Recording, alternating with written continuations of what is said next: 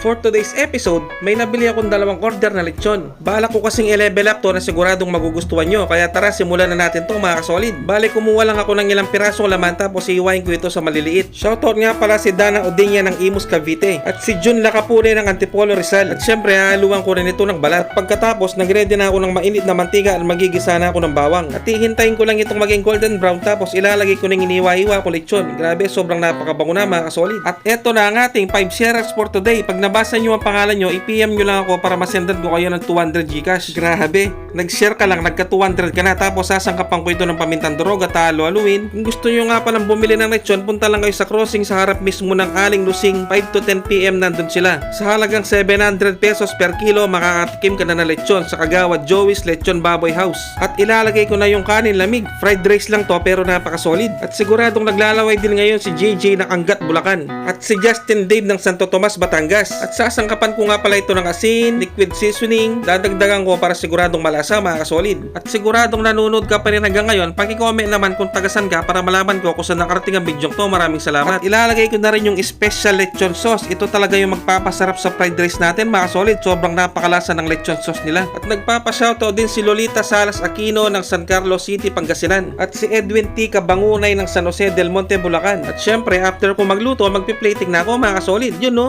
may lechon pa sa taas. Ito ang tinatawag nilang level up fried rice. Sobrang takam na ako habang nag-e-edit, kaya tara titirahin ko na to mga kasolid. At ito na nga kinilutong lechon fried rice. Syempre ang uunahin mo dito yung balat na napakalutong. Tapos sa sobrang lambot umiwala yung laman, yun no.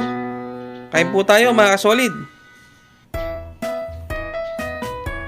Sus Mario, Sep kanya na po. Grabe, napakalasa, napakalutong. Tapos bubuhusan mo dun sa special sauce nila.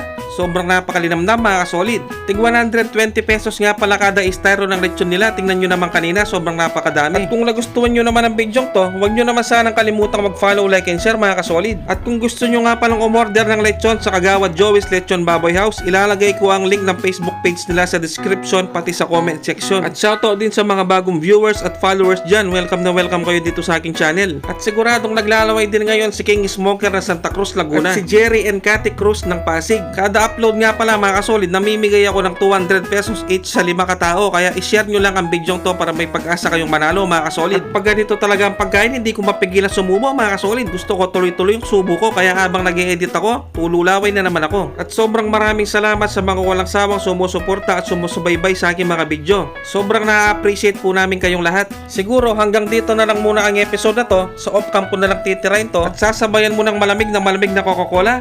Grabe, hanggang dito na lang. Basta Kapampangan, manyaman!